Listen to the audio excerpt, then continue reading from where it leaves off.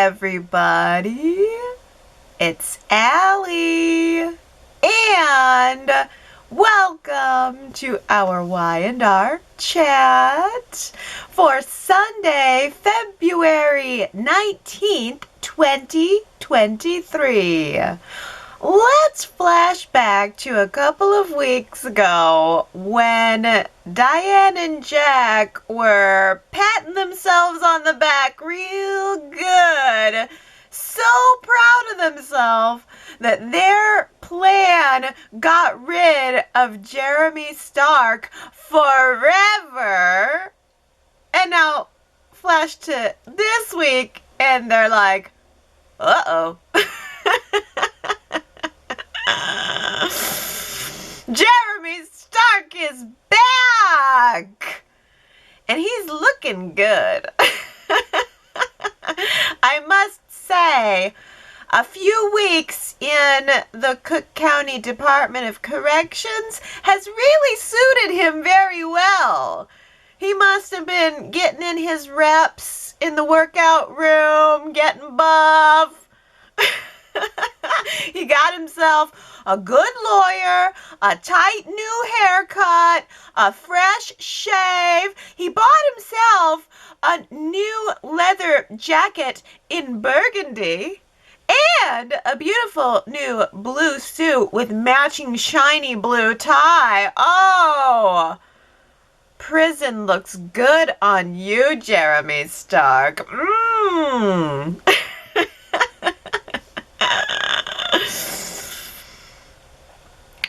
Jack and Diane are sweating bullets.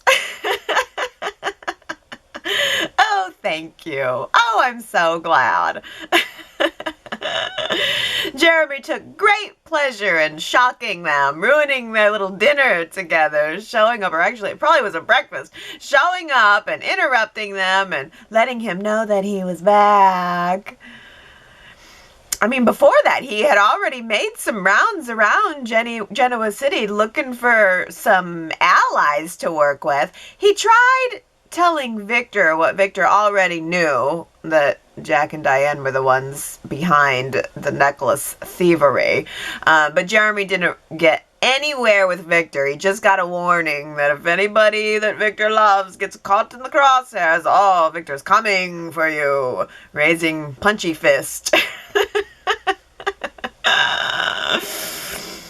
Oh, but Phyllis is a totally different story. I think Phyllis is definitely going to bite, and I would love to see that one way or another, because Jeremy said to Phyllis the first time he saw her, somehow I get the sense that you're not scared of me anymore. And Phyllis said, well, I just think that you're all bark and no bite. And Jeremy said, trust me, I'm plenty of both. And in this town, that is foreplay. That counts. Oh, I want bark and bite. Yes, Jeremy Stark. And he approached Phyllis at least twice. I think it was 2 interactions that they had, wanting to form a partnership with her. And she acted like she would never do such a thing. She would never get involved with the likes of him. But now that Phyllis is feeling even more isolated from everyone in her life, she may end up seeing Jeremy as the perfect partner for revenge. Because for Phyllis, it's all going to go back to Diane. In Phyllis's mind, it's Diane's fault that Phyllis lost Jack, both as a partner and as a friend. It's Diane's fault that Phyllis was fired from Marchetti. It's Diane's fault that Phyllis had a falling out with Summer. And I'm not exactly sure how, but I'm sure in Phyllis's head, it's Diane's fault that Phyllis has had a falling out with Daniel too. Never looking at herself. She is probably going to place all the blame, all the focus on Diane. And what I want to know from you guys this week is, how much sympathy do you have for Phyllis right now. She is sad. She is lonely. She is alone. She feels like no one understands her. Her children don't respect her. She feels justified and right in all of her positions, and yet she just feels like nobody else in the world can see that, and that she's the one being persecuted. No one else can see things clearly the way that she can. And I wonder how much sympathy you're having for her plight. Do you have some? Or do you have not very much at all? If you'd like to cast your vote for Phyllis Sympathy in favor or against, go to yrchat.com to vote in the poll, and next week we'll tally them up. It's a tough question, and I have to vote that I do have some sympathy for Phyllis, because she always does seem to have good intentions, but I can also see very clearly that her intentions are always the ones that are most important. She doesn't listen to anybody else. Her best friends, her peers, Michael and Lauren, tried to warn her about butting in to Daniel's personal life, but she didn't listen. She always defends herself by saying how much she loves her kids. Well, no one is questioning how much Phyllis loves her kids. That's not even the point. That's not even a factor. Of course she loves them, but she doesn't listen to them, and she doesn't pay respect to when they, as adults, are telling her not to interfere in their lives. It's the exact same thing that Victor does. Everything I do for my family, whether they want it or not. I mean, are Summer and Daniel supposed to just let Phyllis do anything she wants, anytime, and never question her? She's above reproach because she's their mother? I mean, even when she does something that negatively affects them, she can just do anything she wants with no questions asked? No. Summer and Daniel are supposed to have boundaries. I get what Phyllis was saying to Summer about being damned if you do and damned if you don't in the eyes of your children. Like, you know, ultimately your kids are going to become judgmental on you. You do so many things, and then maybe you do a couple things wrong, and those are the things they want to focus on. And she told Summer very flippantly this week, well, that's motherhood. You'll see. Come talk to me when it's happening to you. Motherhood. But I don't think this is about motherhood. And if it is, then motherhood at a point is also about letting go. You cannot be chasing down your kids' exes forever. At a certain point, you have to let them live their lives. And Heather did say that it was sweet the way that Phyllis was defending Daniel when she went to Portugal, but then that breakfast on Friday was served mighty cold. It was pretty cold around that table when Phyllis showed up. And now Phyllis has no one. I mean, she's got no Summer, no Daniel, no Jack. I think Phyllis is either going to have a full-on Tucker McCall enlightenment moment, or we're going to see her turn her complete attention over to some crazy new revenge plot for our entertainment. Jack gave Diane the keys to the mansion, and then he tried to give Ashley the boot. Ooh. Well, the Abbott mansion has a new lady of the house. Diane is the lady of the mansion now. Ashley And all her years of family history and memories there can just walk right out the front door.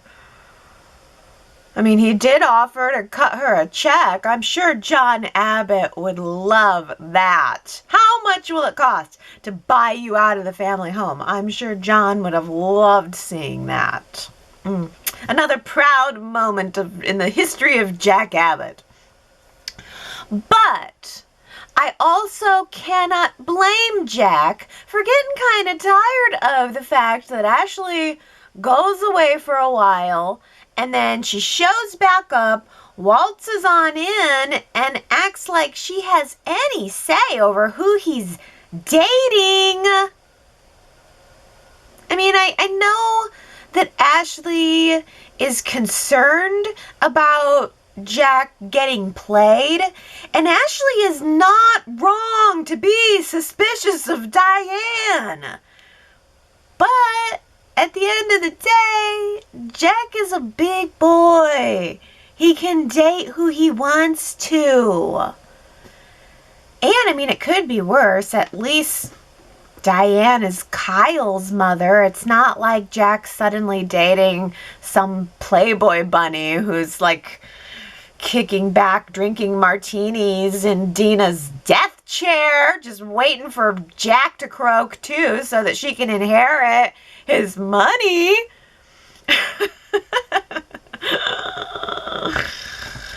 I loved Summer's snooty little reaction to Diane moving into the house.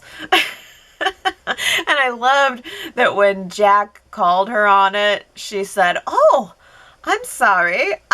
Sometimes I do that. I just have this look on my face. I did not realize that I was being offensive.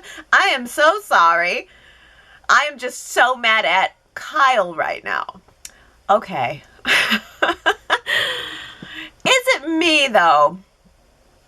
Or is Summer kind of overreacting? I think I'm going to be alone in this opinion, but in the scope of soap opera crimes of the heart, this feels so minor.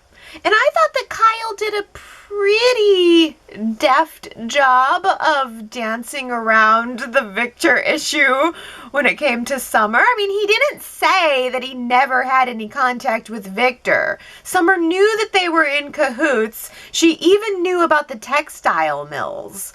So where is the big, bold lie that Kyle told her that is so bad that now she has to rethink the entire relationship? Am I missing it?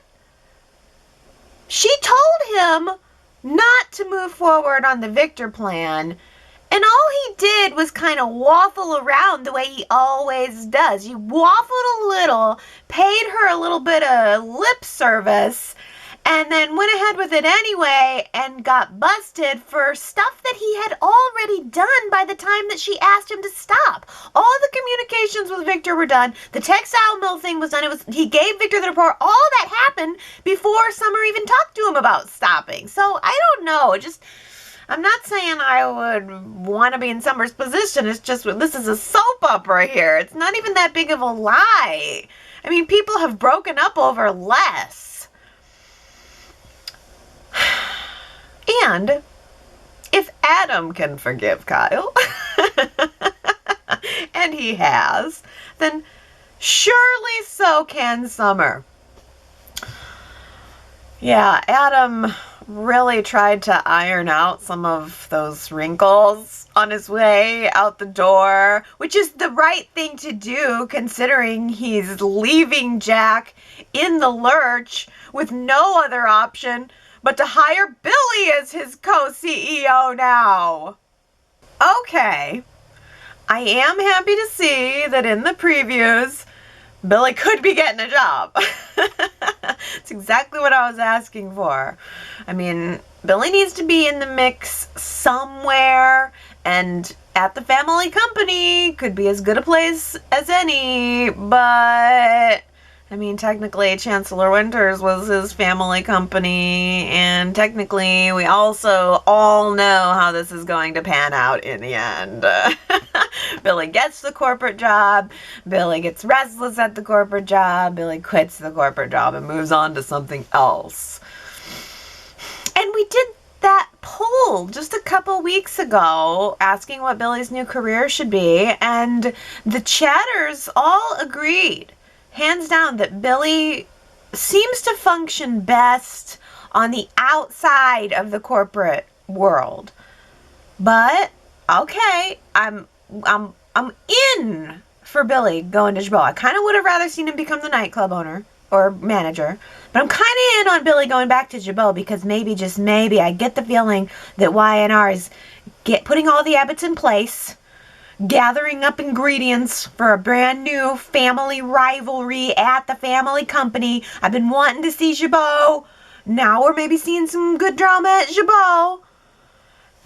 But all eyes at Jabot, or at least Jack's eyes, are right now on Victor. Everybody's talking about Victor and his plan B when it comes to Jabot. Okay, well, Kyle chose to work with Victor to solve his Adam problem instead of going to his own father. And Kyle kind of completely disregarded the fact that Victor and Jack have this really long history of duplicitousness between them. And that's almost maybe something that the viewers have forgotten about for a while. But all of a sudden, we're hearing a lot of talk about Victor's plan B, and we're getting a whole lot of paranoia from Jack. Maybe it's paranoia, maybe it's a sign of things to come, but Jack did say to Kyle, hey, you left the fox in charge of the hen house when you gave Victor information about Jabot. Have I taught you nothing? I loved that moment. I mean, if there's one thing that Jack has learned in his lifetime, it's never trust Victor Newman, and that would be the one lesson that he would want to pass on to his son, and maybe that didn't quite stick. So either we're getting ready for like Victor versus Jack 2.0, or like 22.0, 50.0, or maybe Jack is just going to be suspicious of Victor. Maybe Jack is going to find out very soon that somebody is coming for Jabot, but it's not Victor, it's Ashley.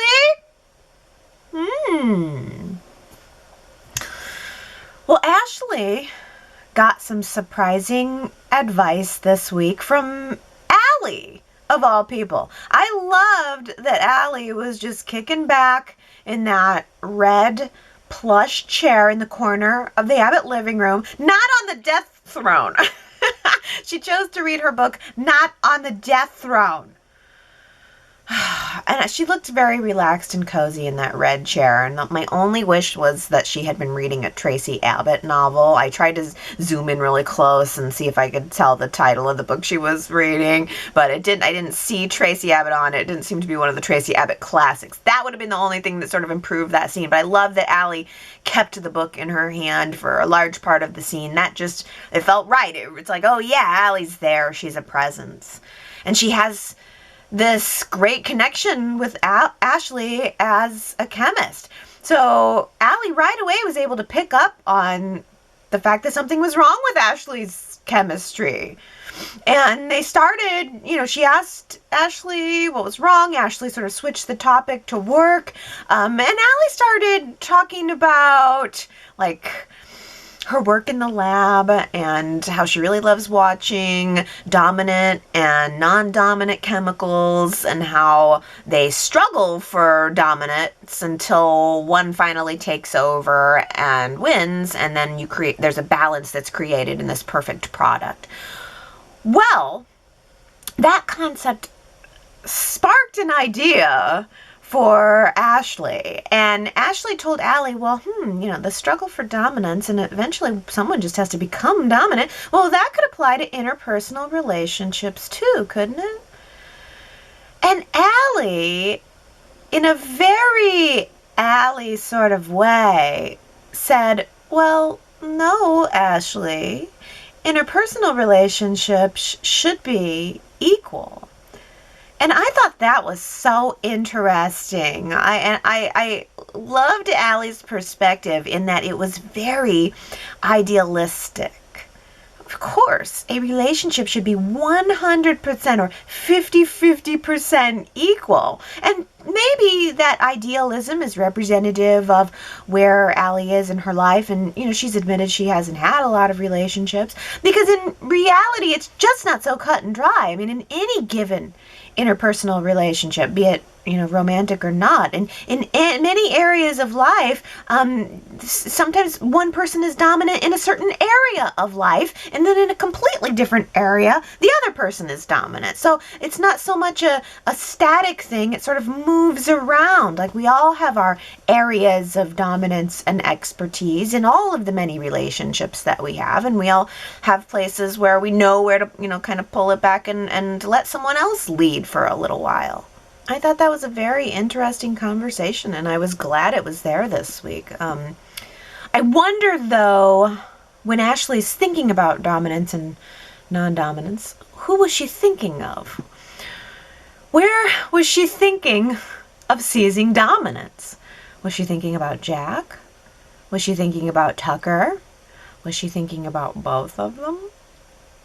I mean, Tucker did offer to fund her new cosmetics company that maybe could compete with Jack at Jabot. So maybe Ashley will buy Tucker's debt, and maybe she will use Tucker's company to come after Jack and come after Jabot, and maybe Ashley is seeking dominance on both Tucker and Jack all in one fell swoop.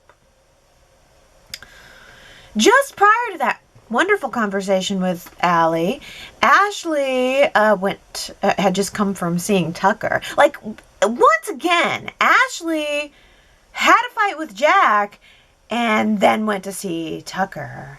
And I don't know what to tell you guys. Maybe absence makes the heart grow fonder, but I was really feeling the chemistry between Ashley and Tucker this time around. Whew. I was feeling the chemistry, even though she gave him a kiss to test the chemistry, and it came up empty. Oh, Ashley! That is the very definition of coy, isn't it? Tucker pours his heart out to her, insists that they have a connection, that he feels it, that she feels it. There's no denying it.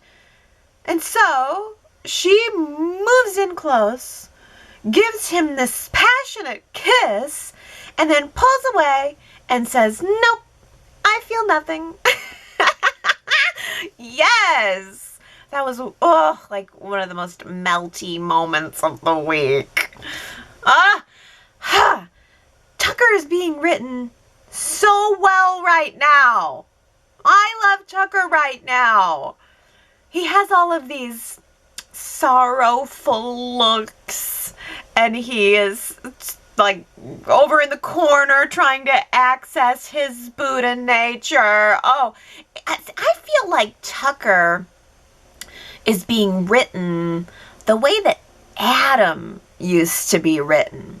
It's said that there are 3 types of stories in dramatic literature: man versus man, man versus nature, and man versus himself. And I think that Tucker has got this really great man versus himself side story going on just beneath all of the plot. Tucker is aware of his own flaws. He is wanting to correct them, but he keeps on failing. He keeps on tripping himself up. It's like he knows where he's supposed to be, but he always gets in his own way and can't quite get there. It's like Tucker is chasing his desires right down a rabbit hole. It's like he sees a desire and he's compelled to chase it, and each time it takes him down a rabbit hole. I mean, that's what happened with Devon. he chased a desire and it took him down a black hole. That's what happened with Ashley, too. That's what happened with Audra, too. Tucker just wants what he can't have. The evidence of this is that Tucker was equally tender and convincing when he was telling Ashley that he loves her just as much as when he's telling Audra that he wants her. Both of those interactions feel so sincere. Can they both be true? What does Tucker really want? He just wants what he can't have. It's desire. It's fueling him. And it's going to trip him up every time. I loved the friendship dinner with Audra this week. I love the fire that's between them. It seemed like, honestly, it kind of seems like Tucker and Audra are just having this ongoing lovers' quarrel. Like, it's just always going on. Sometimes they're together, sometimes they're not together, but it's all just fuel for the fire. Audra went rogue this week and decided to tell Tucker everything that the Newmans were planning. Well, it seemed like that was a bad idea. I kept thinking, wait, no, Tucker, no, Audra. I mean, you're going to ruin everything for your employer. You're totally going back on what you said you were going to do. But she is the double agent. And also, it was kind of lucky for her that Victoria and Victor kind of came to the exact same conclusion separately. They said, well, okay, fine. This is dumb. This makes no sense to me. I think they deserve to lose at this point because Victoria and Victor were saying to each other, let's just tell Tucker, let's let Tucker know that we want to buy his debt, and then we'll see what his next move will be. What? Why don't you just buy the debt? Why don't you just shut up and buy the debt? You'd have had everything you wanted. And they could have been mad at Audra, but they can't be mad at her now because she did exactly what they were about to tell her to do. You're just going to wait for Tucker's next move? Oh, you mean so you're going to wait for Tucker to foil your plan? And that seems to be what's happened. I mean, first, on what was it, like Thursday, Tucker went to Victoria and told her that he just wants to sell the company to her. He basically offered it to her on a silver platter. But then in the previews, Victoria is declaring that somebody else has now bought the company. And I suspect that person is Ashley. She's the one that was telling him, don't give up, don't give up. I think she's going to buy Tucker's company and use it to get back at Jack, which leaves the Newmans out in the cold. And oh well, I mean, Victoria was probably going to become less enthusiastic about the whole Tucker company plan anyway, because Victor let her know this week that his reason for wanting to buy it was to let Adam run it.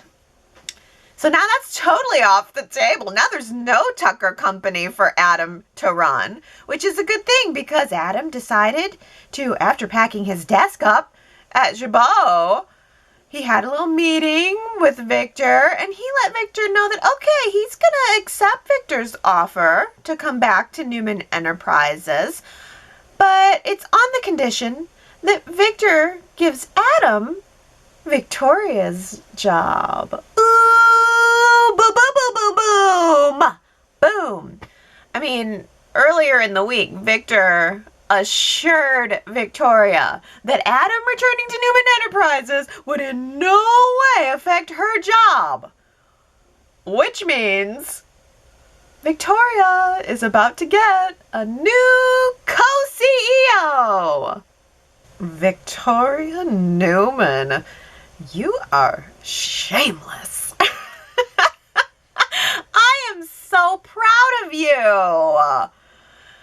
It was completely cringy to watch her trying to suss out whether or not Nate and Elena were having some relationship problems.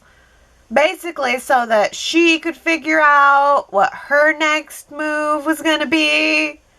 Cringy. And yet, somehow, I'm rooting for her. Gee, I can't imagine why.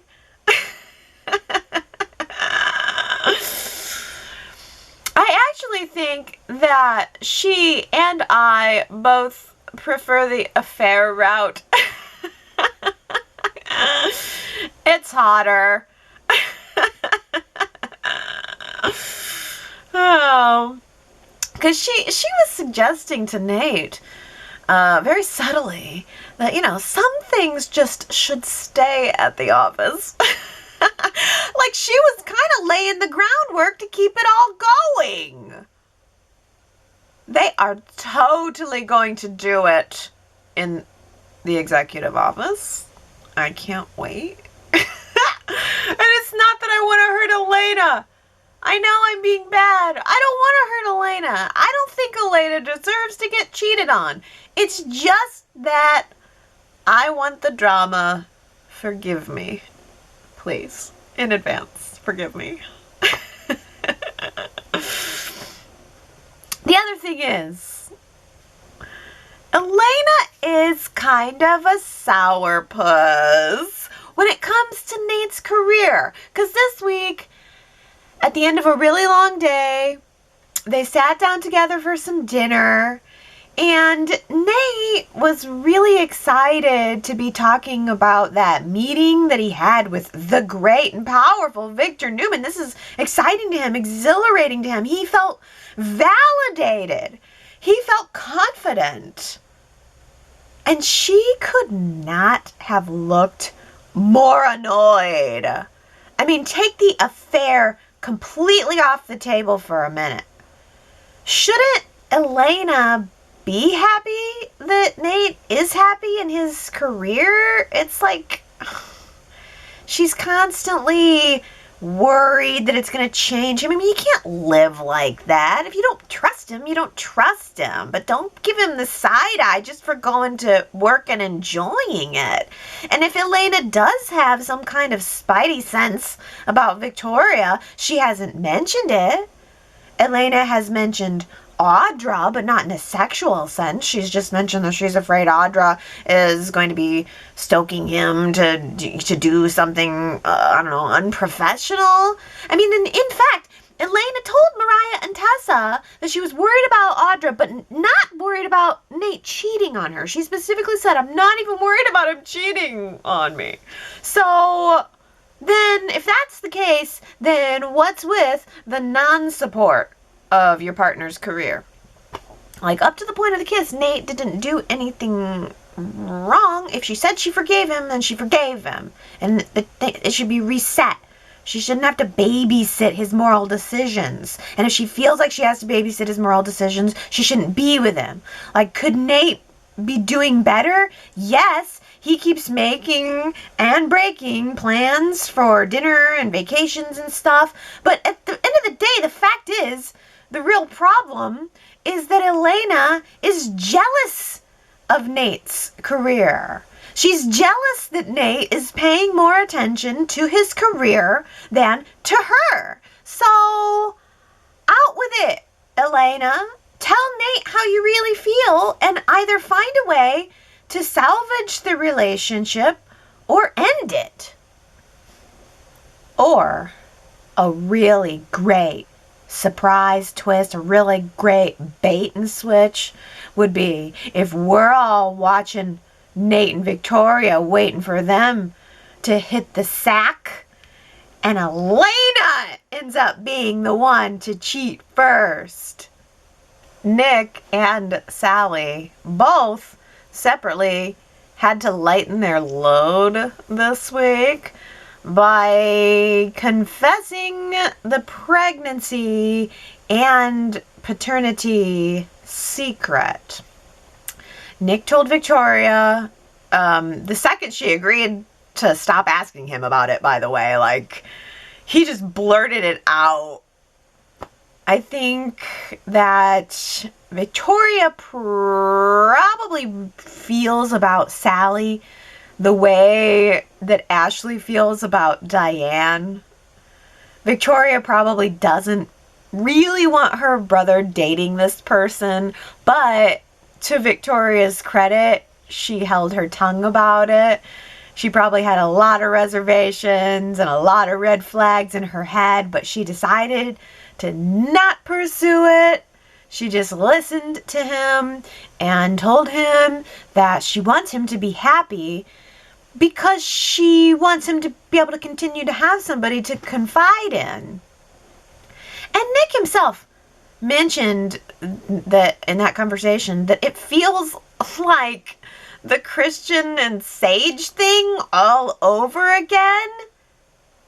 And I thought, yeah, maybe that's why this storyline feels so exhausting to me. Maybe it's because we've been here before.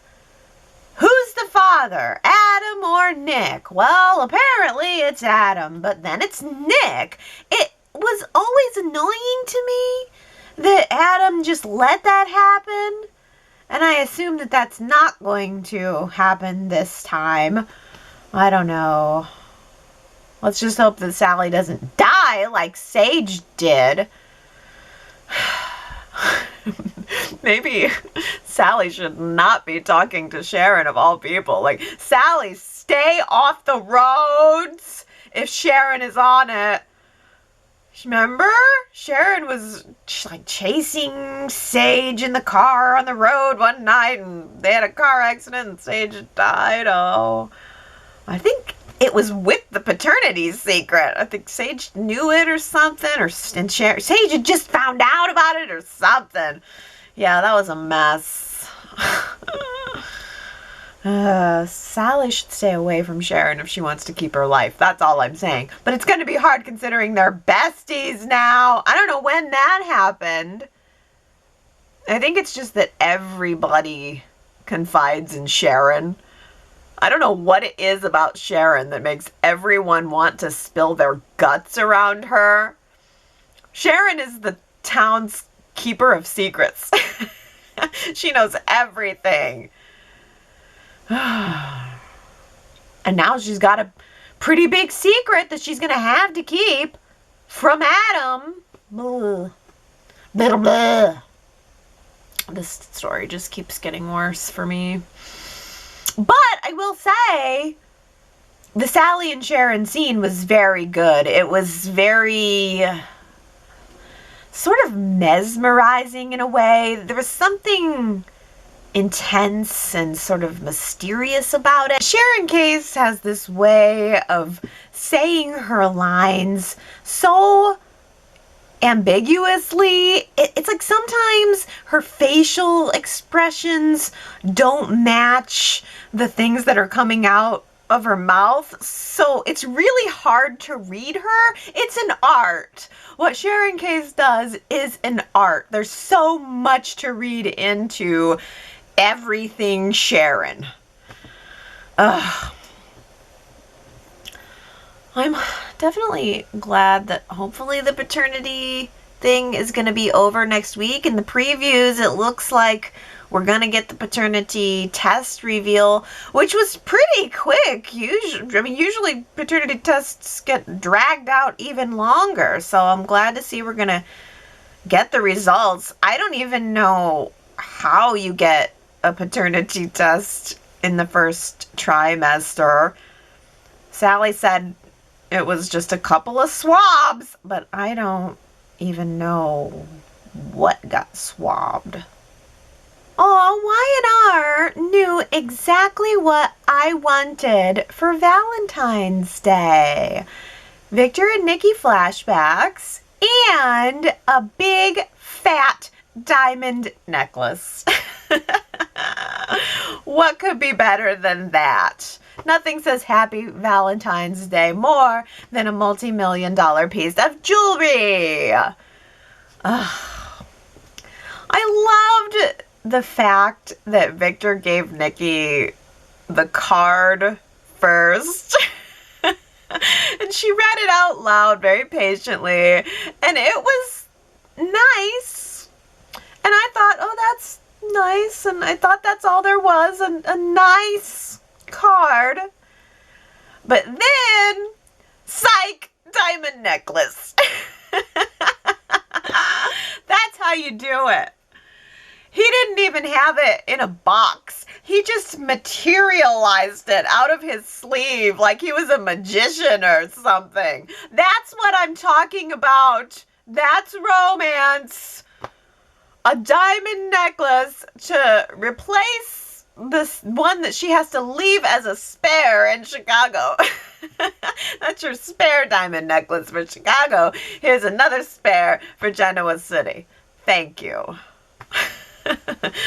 I also loved that she gave him the first Valentine's Day card that he ever gave to her.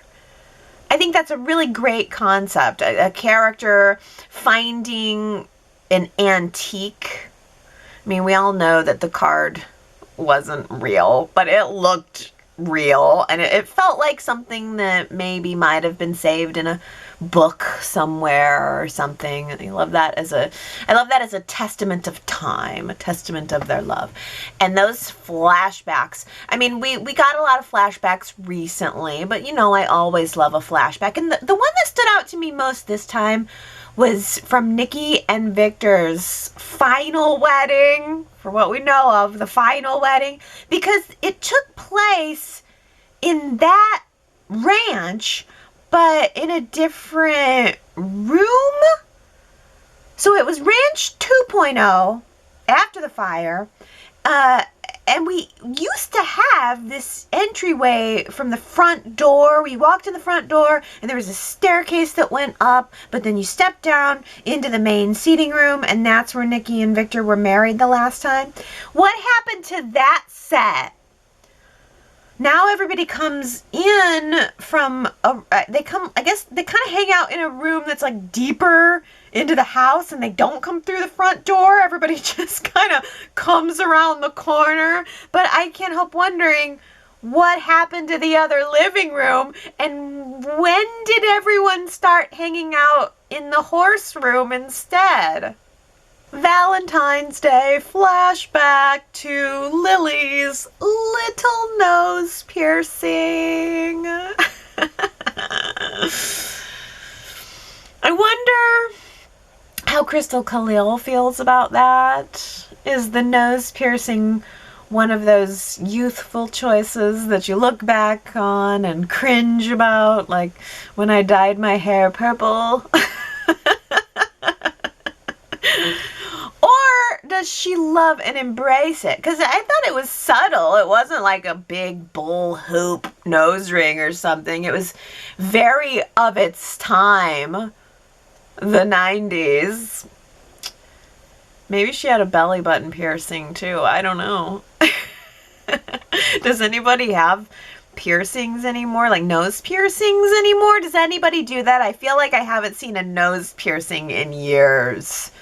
Maybe that's why it stuck out to me so much this week.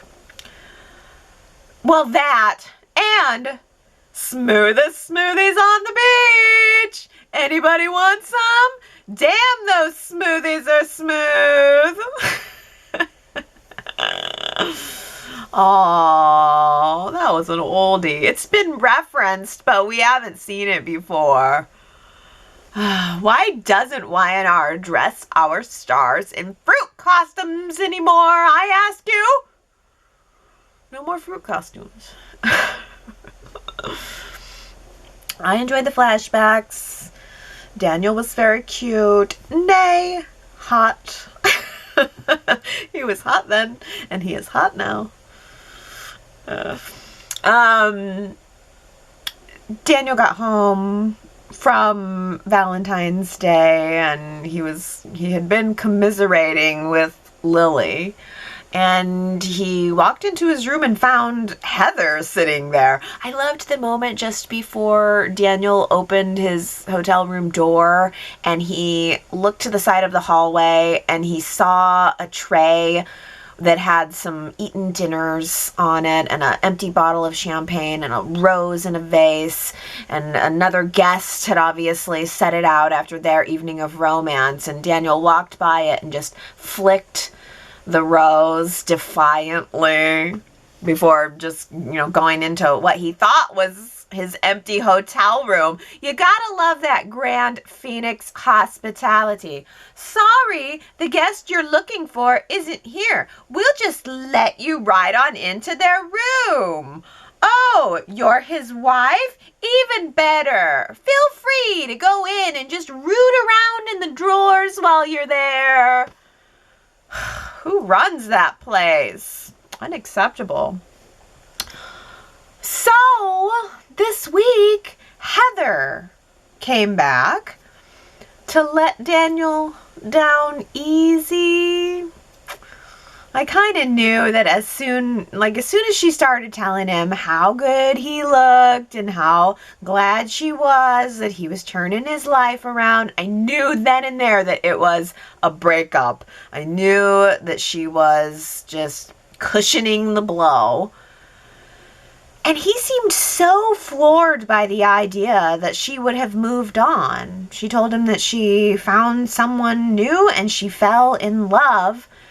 And he was so shocked by it. It seemed like they hadn't been together for a while now. They were living apart indefinitely with, in different countries even. So this could not have been that much of a surprise to him. But that doesn't make it hurt any less. I was actually really impressed with how Heather handled everything. It was clear to me that she did not want to hurt him and that she was prioritizing and focusing attention on the relationship that Daniel has with his daughter. My jaw just dropped when Daniel said, "Well, can you at least just tell Lucy how well I'm doing?" And Heather said, "You can tell her yourself. She's in the next room." That was a fun, quick build-up of anticipation, and I think it delivered. I think everything about these scenes delivered. Lucy was a great cast. She looks exactly like she could have been Daniel's daughter. And I thought that the interactions they had together seemed very natural. I really was there. I bought it. I understood it. She's 13. She has these very complicated feelings about her dad. And not everything was going to be resolved in 1 or 2 meetings, but at least it was a good, solid first step to just say the things that are on your mind. The hotel room meeting definitely took everybody by surprise. It was a little bit awkward, but Lucy seemed open to reconnecting with Daniel. But then the following morning, Lucy was a lot more closed off. I really appreciated the breakfast scene a lot because Lucy was just sitting there tapping away at her phone, completely gone from the world in front of her. That felt very real. That felt very teen. And Heather wanted to just yank the phone away, but Daniel said, no, let her be. He had a good sense that pushing wasn't going to get him what he wanted, which, by the way, is something I think he did not learn from Phyllis, or perhaps he learned it as opposite from the way that Phyllis handles her children. He just waited very patiently through breakfast, and he did treat Phyllis kind of crappily when she showed up. Daniel does have some solid reasons for being mad at Phyllis right now, but don't forget, Daniel, the end of your relationship is your fault, so if you're bitter, be bitter at yourself. After breakfast, Heather did finally confiscate the phone when they got back to the hotel, and Heather asked Lucy to sit down and communicate with her dad. I thought Daniel was so sweet when he complimented the pretty blue bracelet that she was nervously tugging at on her wrist. And it made me sad when he said, "Oh, I thought that your favorite color was pink." And she said, "Oh, my favorite color was pink when I was 7. And I thought, oh, that has to hurt, realizing that you don't even know your own child anymore, or that all references to her as a person come from so long ago. But he stuck with it, to his credit. He kept going, and he said, "Well, what is your favorite color now?" And I loved that she gave this very specific answer. Sage green. It's something that she's thought about. It is meaningful to her. She's a teenager. Her favorite color means something to her. But then he looked at the bracelet and he said, "Well, whose favorite color is blue?" And she said, "You." The blue bracelet is something that she bought because it reminded her of her dad.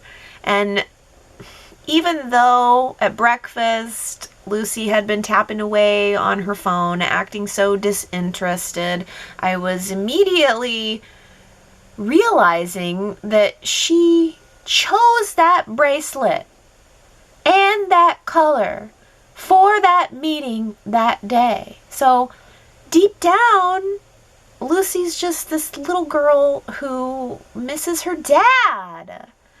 And the moment when she gave him the bracelet to remind him of her was very moving.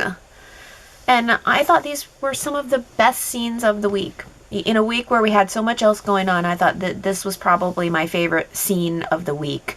And I hope we get to see Daniel wearing that bracelet, because if you remember, Daniel was kind of known for his many bracelets back in the day. He would wear a dozen of them at once. So many bracelets.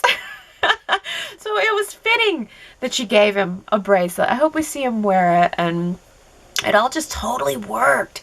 I loved Lucy's style, and I felt that the fact that she was so stylish really reflected the way that Daniel was very stylish when he was younger too. I loved Lucy's fuzzy white waist jacket that she had on at the hotel, and then the blue and the white tights that she had on the next day. Like, the girl totally nailed it. I would say bring her onto the show, but she'd have no one her age to hang out with. I am poised like a jungle cat. Who said it? Well, actually, it was Michael. Michael was talking to Victor about being ready to pounce on Tucker's debt. He was ready. He was poised like a jungle cat. I don't know. That was just a funny line, and it came from Michael Baldwin. Naomi, Daisy, Henry, Ron, and good old Marky. You guys all guessed that quote right. I have a new one for you. Who said this? Pretty much everything is forgivable. Is that true? And do you know who said it? Pretty much everything is forgivable. If you think you know, go to yrchat.com to leave your guess. And if you get it right, I will give you your shout out during next week's Y&R Chat. Oh my goodness, I've been talking so long already, and my camera ran out of space. Hopefully everything worked there. Hopefully everything is working with this. I talked too long, and now I'm ready to let you guys talk too long. Starting out with Gary, who has our top story for the week. Nikki's vintage Valentine from Victor survives the ranch fire. I didn't even think of that, Gary. She found the old Valentine when everything else in the ranch burned to the ground. Oh, that totally destroys my theory that she had it in a book or something. I was thinking of the ranch. I was thinking of the fire. I don't know why that didn't occur to me. That's funny. Well, Ellen says, I hate how Victor just sits there like a big lug when Nikki or Victoria lies and says, I know you love Adam, but he just always sows chaos wherever he goes, or some other nonsense. What weak sauce is that, Victor, that you can't defend your son? Was it chaos when Adam saved Faith's life? Was it chaos when the two of you ran Newman Media together? The answer is no, and then you sold it out from under him for no reason. Was it chaos when he was CEO of Newman? No. Then you gave the position back to Victoria to make her feel better about the Ashland fiasco, etc., etc., etc. You're a garbage father, Victor, and Adam is an excellent father in spite of your terrible example. You can't even stand up for your son to your whiny wife and daughter. Pathetic. Oh my. Oh my. Well, I think next week it looks like Victor is probably going to establish Adam's place in the company, and I think I think Victoria is not going to be too happy about it. Maybe Victoria is going to step up and put Adam in charge, and well, that just means that Victoria is going to need a way to blow off some steam. Might I suggest using Nate for those purposes? I think that's exactly what she has in mind. Hey, but here's an alternate take from Daisy on how Adam is going to factor in. Daisy says, based on the previews, someone bought Tucker's company before Victoria could. I'm guessing it was Adam. Victor must have turned him down about giving Victoria's job. So Adam bought Tucker's company, and now Victor will have to deal with the consequences of not being able to control Adam. Also, maybe Billy. I thought maybe Billy could have bought the company, but I don't know where he would have gotten the money. But buying it with Adam would be a great twist, although I can't imagine they would. But back to Adam. Now he has a legacy of his own for his son and a possible second child. Also, if Adam does now own a worldwide company, I wonder if Sally would try to get back with him rather than staying with Nick, who just works at his father's company. Daisy, this is so much of a better idea than Victor just putting Adam in at Newman. I mean, we've definitely been there, done that. And the thing is, Adam's just going to discover all over again what Nick has discovered all over again. Working with Victor means giving away a piece of your independence. And Adam doesn't want that. So why would he want to go back with Victor? Adam owning a competing conglomerate would be the way to go. That would be the best scenario. If Adam bought Tucker's company and now he's competing with Victor and Victoria. Oh, I hope that's the case. Well, Tina B says, so Nick tells Victoria about Sally being pregnant and then Adam could potentially be the father. At first I thought Victoria choked on an olive. Yeah, her reaction was great. The way she opened her eyes really wide. Then, of all people, Sally tells Sharon. The writers really need to give Sally some friends, or one friend, not Chloe, for family or support. She would have done better if she would have told the ventriloquist dummy more than Sharon. Then Sharon said, when Sharon said, you can trust me, I knew that was the end. Sally needs to tell Adam since she and Nick are on a blabbing mission across Genoa City. Sharon's gonna tell Adam before Sally does. Oh, you think? No, I don't think so. I don't think Sharon's gonna turn around and tell Adam after she said she wasn't. But I do think that Y&R needed to spend some time don't developing this relationship before they had Sally tell Sharon. Sally and Sharon they don't have that much of a connection. They maybe needed something else to bond over first before Sally decided to bare her soul. For example, Sally and Sharon could have been bonding over their mutual love of leather pants. Gary asked the question that gets to the heart of this matter. If you wear a pair of leather pants too long, do they end up cracking as if they were the leather on a sofa? I mean, that's getting to the real question with Sally and Sharon and these leather pants. How many times can you wear them before they start to crack? I think the answer is never wear anything twice. Well, Diane says, I am so glad to see Ashley back in town and visiting with Tucker. I still feel like the two of them make an excellent power couple. I thought it was funny when Tucker told Ashley, "You should see what I do for an encore," after Ashley told him that she hoped he didn't expect a repeat performance of the last time they were together. Side note, I loved Tucker's red belt as well. I don't think I've ever seen a man wearing a red leather belt on the show before. It definitely stood out in that scene. Maybe red leather is the color of the season or something, because Jeremy had that burgundy leather jacket on. Maybe that's a emerging trend. But I tell you, I really felt that between Ashley and Tucker too. It was good. And you know, I felt the chemistry between Ashley and Tucker, and I felt the chemistry between Audra and Tucker. Kamna says, it takes a lot of confidence as an actress and a lot of chemistry as a couple to pull off a line like, "I'll scratch your back. Don't you want to scratch mine?" More Audra, please. She's got the sizzle that Sally has lost. And I love her dynamic with Tucker. Ooh, she's got the sizzle that Sally has lost. Boom, boom. Naomi says, "I'm liking Tucker better, especially if he's about to outsmart Victor Newman. Jack is coming back to his old self, thank goodness. I want to see Jack lose his temper and toss some office furniture out the window again and then step over Victor on the way out." Yeah, I feel like Jack he's changing, isn't he? He's been so docile for so long, but little by little we're seeing him pick up that classic Jack Abbott arrogance, which, by the way, he's going to shoot himself in the foot with if history is doomed to repeat itself.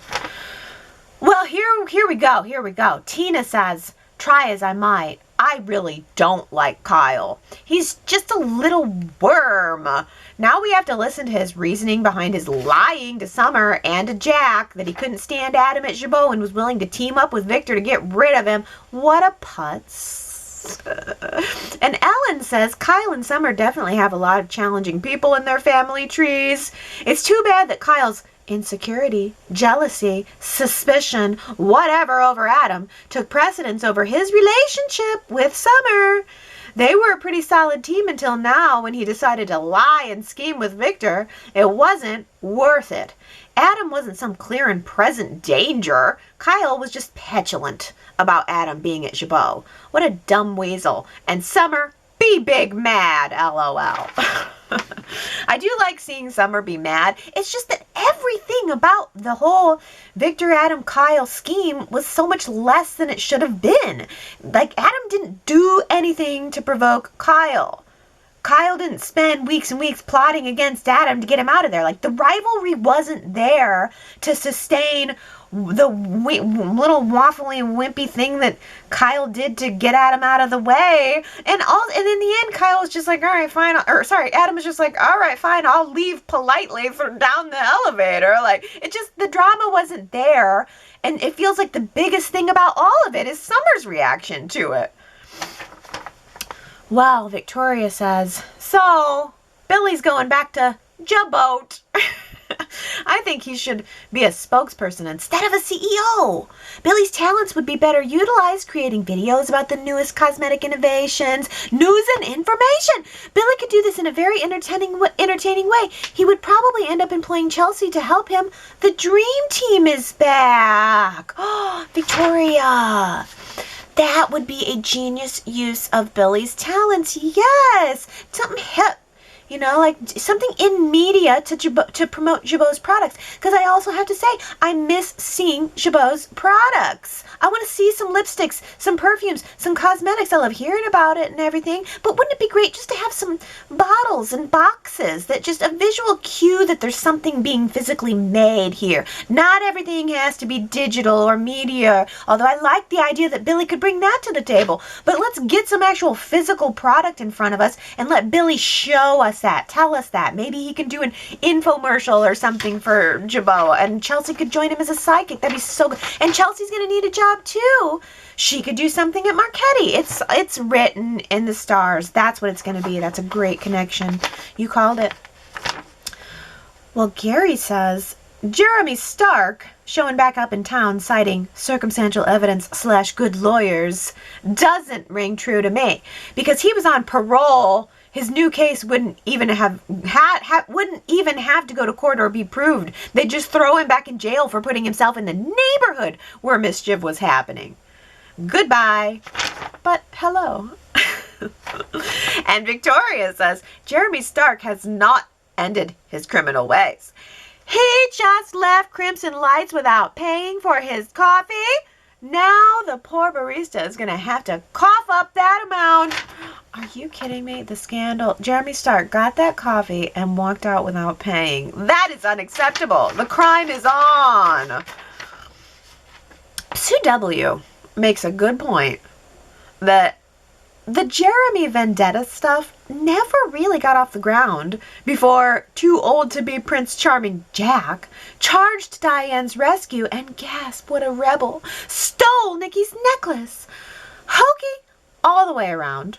I'm glad Jeremy's back and hope he will either prove to be a palatable and true menace and or that he and Diane hook up on the side while she is blissfully involved with her hero, Jack, giving yet another oopsie for Diane to charm her way out of. For now, I'm enjoying the story and the players. Looking forward to seeing where it all goes.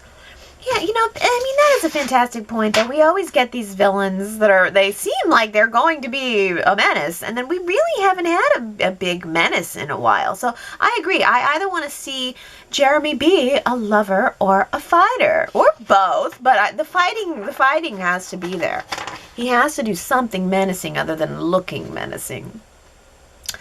Well, Lara says, I would love to hear your predictions regarding when Jack will face consequences for grand larceny and how that will come to be. Will Diane quietly send evidence to the police in order to get Jack out of the CEO chair? Oh, Lara of little faith, are you saying you don't believe Jack and Diane's true love? Well, Dolores agrees with you, saying Jack has drank the whole pitcher of Kool-Aid for this dangerous woman, Diane. I feel he deserves better and not this one. Please listen to Ashley. And yes, everyone in Genoa City has a not so pristine past, but Ashley genuinely loves her brother and wants him to wake up and not be so blind to the manipulations and lies of Diane.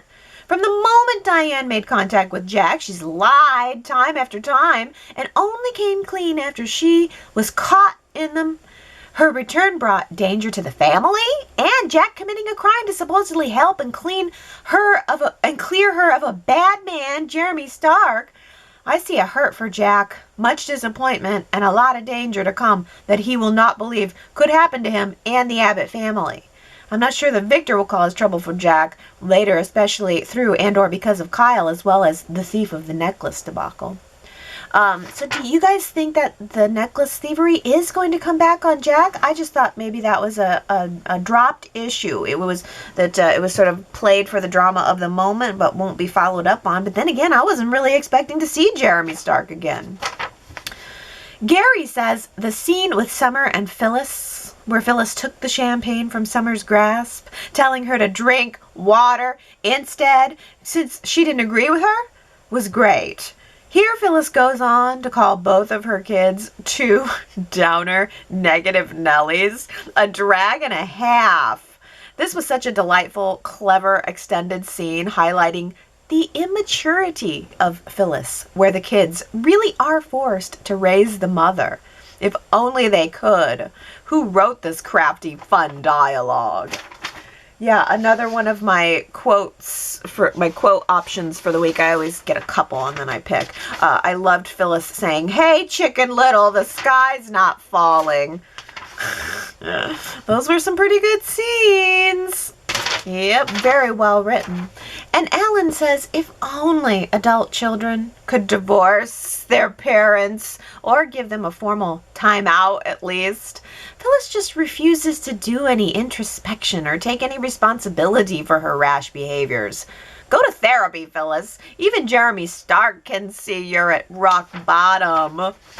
Yeah, I think that's the thing about Phyllis can you not see that you played any part in this? I don't think Phyllis has admitted any impropriety here. I don't think she's ever once said, okay, maybe I could have handled that better.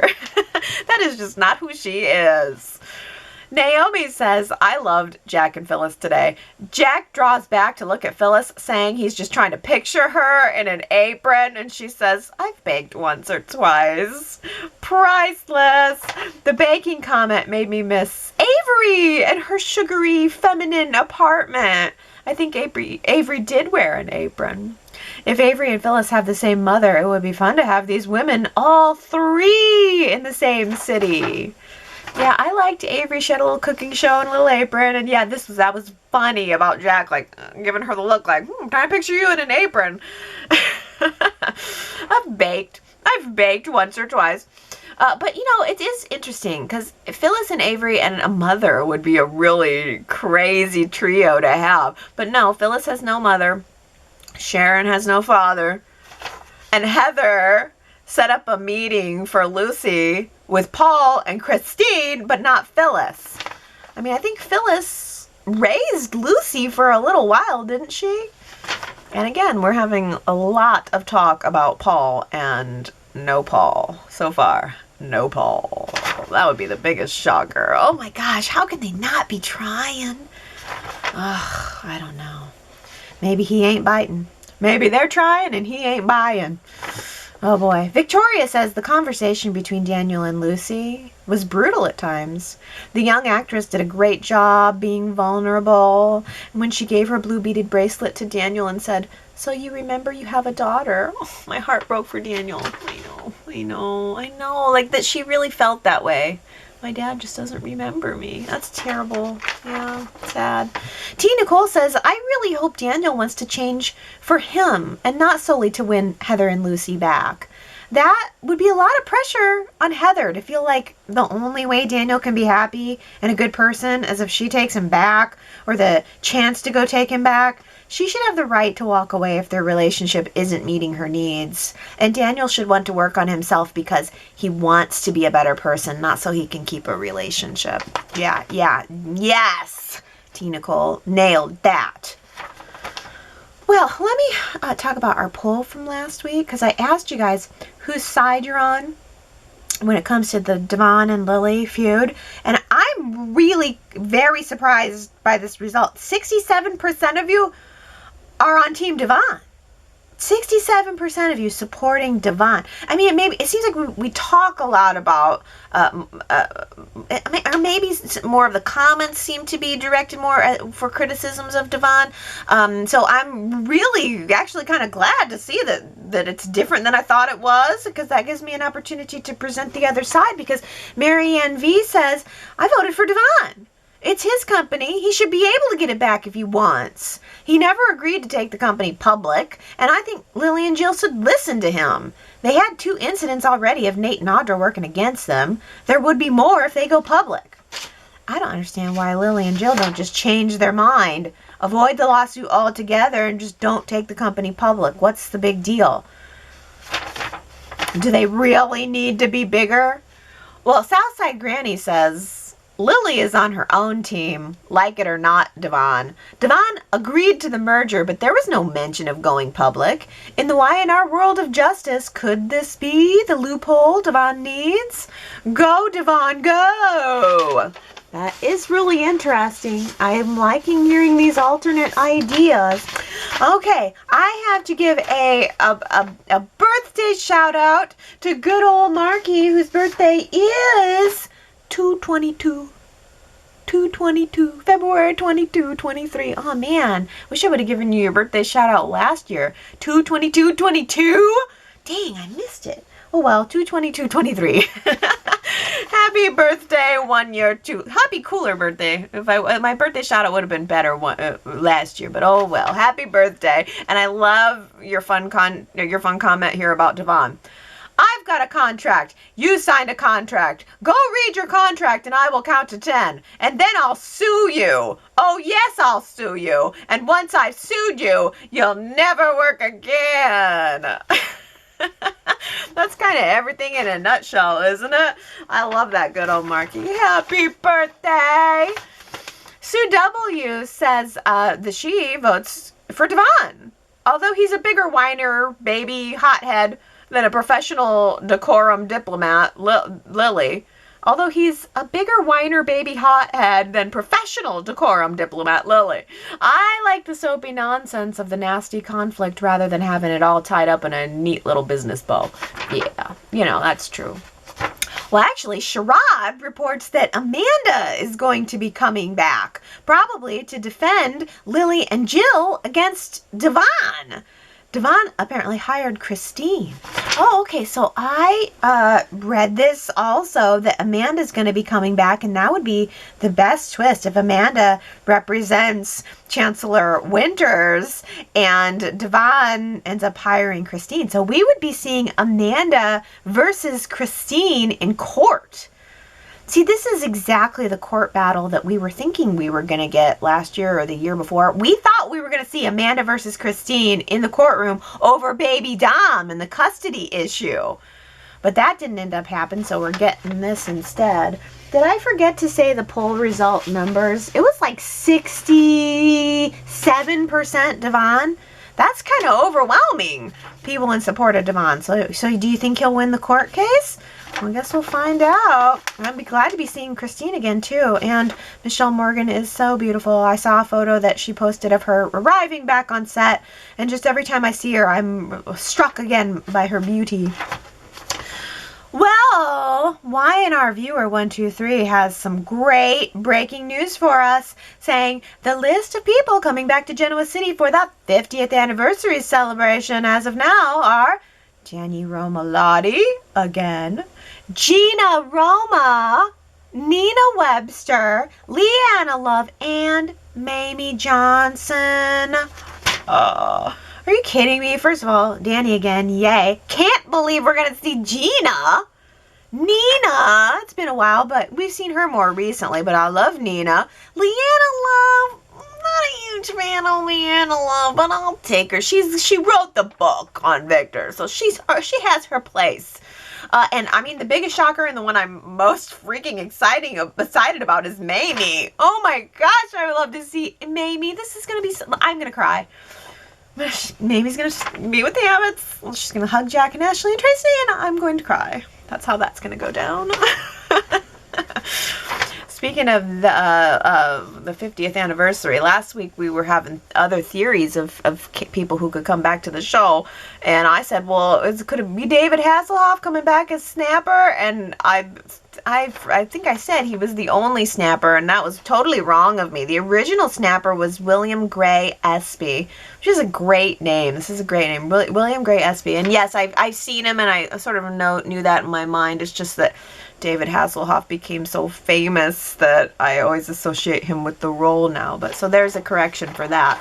So anyway, 50th anniversary is coming up soon. Y&R Viewer 123 has a prediction saying Genoa City's bicentennial celebration, the event that Nikki is planning, will be the main event for the 50th anniversary week.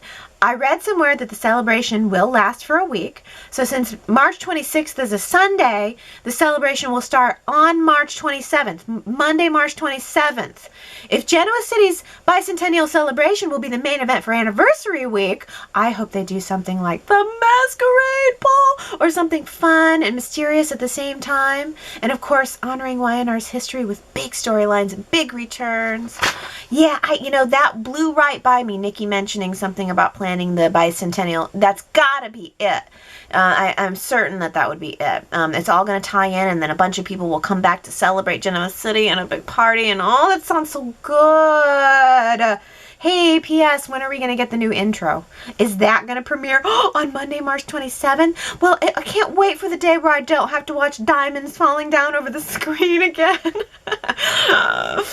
I'm just ready to mix up that intro. Well, I mean, if this bicentennial is going to be the event of the year, I'm going to end here on Sherrod's prediction. Sherrod says, I believe that either Jeremy Stark or Diane Jenkins will meet their demise at Nikki's celebration bash. Somebody's gonna die. Oh boy, isn't that the way to go? Oh, a big celebration. Somebody dies. Yes. Is it bad that I want somebody to die? Is it bad that I want Victoria to have an affair with Nate? These are the questions. It's daytime. It's all forgivable. Deaths and sex and death and taxes coming up. How about that? Those are the sureties of life. Sex, death, and taxes. Oh boy, silly, silly. Well, I hope you enjoyed this Y&R Chat, and I hope that you go to yrchat.com to leave some more comments. What do you want that intro to look like, by the way? What would be a really good idea for the 50th anniversary new intro? I think The Bold and the Beautiful has the most perfect intro. It's like, because the intro has to be evergreen. You have to be able to add new cast members. You have to be able to take people out. Like, it's got to be succinct. And I think Bold and the Beautiful does it perfectly with their photo show. It's just photos of people. You can take a photo out, pop a photo in. It's perfection. But it also works because they're in the fashion industry. It's a bunch of models, and Y&R just can't do it like that. Do you need the cast to be in the intro? I suppose it has to be. Days of Our Lives I don't think has cast in the intro, but maybe it's just that you expect it as a Y&R viewer. After all these years, you expect to see pictures of the cast in the intro. But what would be a good new intro that would be easily flexible for as people come and leave the show? So I'd love to hear some ideas for that, and I'm looking forward to seeing it. I hear that there will be one. Looking forward to a big 50th celebration week. We're almost a month away from that now, but we're only one day away from more Y&R and 1 week away from more Y&R Chat. I will see you guys next Sunday. I love you. Bye.